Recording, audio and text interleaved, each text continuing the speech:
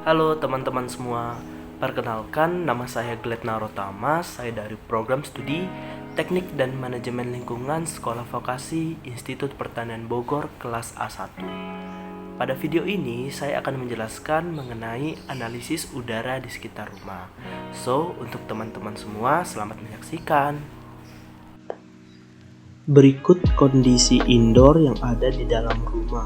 Pada bagian ruang tamu terlihat sirkulasi udaranya baik dan dilengkapi dengan ventilasi udara dan jendela pada bagian ruang tamu. Pada bagian ruang keluarga terdapat 3 buah jendela dan ventilasi sehingga udara dari luar dapat masuk ke dalam ruangan untuk menggantikan udara kotor dan polusi yang terjadi di dalam rumah. Pada bagian kamar terdapat ruangan pendingin atau AC dan terdapat juga jendela dan ventilasi untuk mengalirkan udara dari luar ke dalam ruangan. Kemudian pada bagian ruang makan dan bagian dapur sirkulasi udaranya masih baik dan juga dilengkapi jendela dan ventilasi udara sehingga udara yang dari luar dapat masuk ke dalam ruangan untuk menggantikan udara kotor dan polusi yang terjadi di dalam rumah.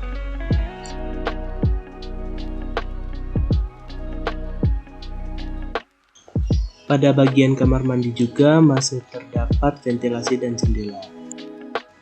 Berikut kondisi outdoor yang ada di sekitar rumah. Terlihat terdapat banyak pohon dan tanaman sehingga udara masih bersih dan segar.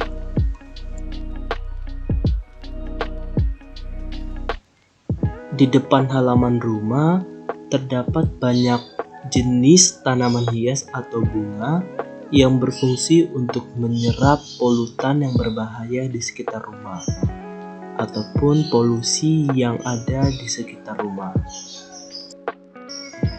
Di samping rumah disediakan lahan untuk menanam pohon ataupun buah-buahan yang berfungsi untuk menyerap kadar polutan dan juga disediakan tempat hewan peliharaan. Sebelumnya saya akan menjelaskan mengenai pencemaran udara, udara ambien, dan parameter pencemar udara ambien. Menurut Peraturan Pemerintah Republik Indonesia Nomor 41 Tahun 1999 tentang pengendalian pencemaran udara adalah masuknya atau dimasukkannya zat, energi dari komponen lain ke dalam udara ambien oleh kegiatan manusia, sehingga mutu udara turun sampai ke tingkat tertentu yang menyebabkan udara ambien tidak dapat memenuhi fungsinya. Kemudian, udara ambien adalah udara bebas di permukaan bumi pada lapisan troposfer yang berada di dalam wilayah yurisdiksi Republik Indonesia yang dibutuhkan dan mempengaruhi kesehatan manusia, makhluk hidup, dan unsur lingkungan hidup lainnya. Kemudian, berdasarkan pengelompokan parameter pencemar udara ambien dibagi jadi 3, yaitu parameter partikulat, parameter kimia, dan parameter biologi. Parameter partikulat dapat berupa debu, parameter kimia dapat berupa zat berbahaya atau beracun seperti CO2, NO2, SO, SO2, CFC, hidrokarbon, dan sebagainya. Dan parameter biologi dapat berupa dasmit, jamur, patogen, virus, bakteri, tungau, dan lain sebagainya. Berikut hasil identifikasi atau analisis udara pencemar di sekitar rumah saya. Parfum dan deodoran mengandung senyawa organik yang mudah menguap dan dapat meningkatkan kadar polusi udara. Penyemprotan parfum akan menciptakan asap volatil odoriferous komponen di udara.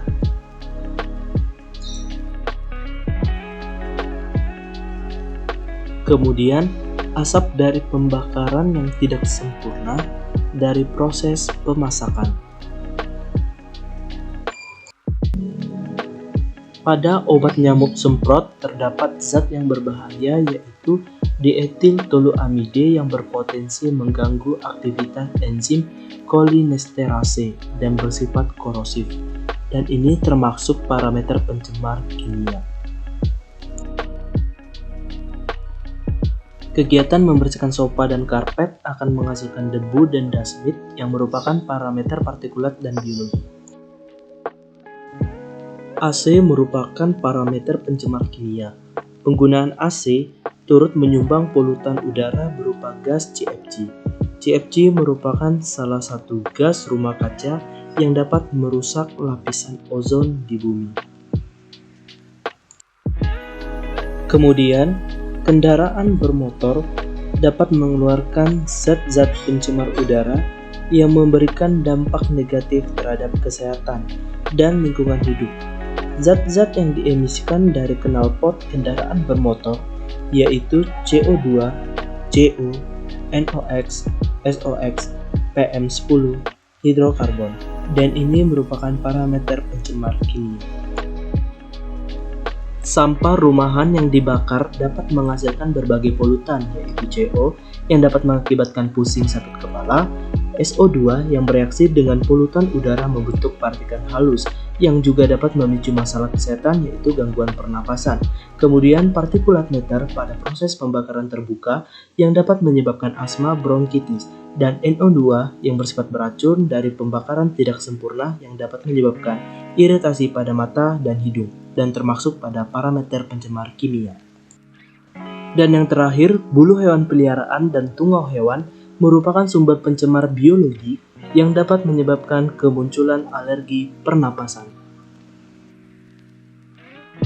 Nah, solusi untuk mengurangi pencemaran udara yang ada di sekitar rumah saya ialah yang pertama, kurangi penggunaan bahan kimia seperti obat semprot nyamuk, parfum, deodoran, dan dipastikan harus ramah lingkungan. Yang kedua, pastikan ventilasi saat memasak itu baik. Ventilasi yang baik akan mengalirkan uap hasil masakan langsung keluar rumah. Yang ketiga, rutin untuk membersihkan ataupun menjemur karpet, sofa, ataupun perabot lainnya yang ada di dalam rumah. Yang keempat, tanam pohon di sekitar rumah untuk mengurangi polutan yang berbahaya di sekitar rumah. Yang kelima, kurangi kegiatan bermotor jika tidak terlalu penting, atau gunakan knalpot yang ramah lingkungan. Yang keenam, kurangi kegiatan pembakaran sampah rumah tangga. Dan yang terakhir, kurangi penggunaan AC secara berlebihan dan dipastikan harus lebih hemat. Nah, berikut video paparan saya mengenai analisis pencemar udara di sekitar rumah saya. Kurang lebihnya saya mohon maaf, saya ucapkan terima kasih.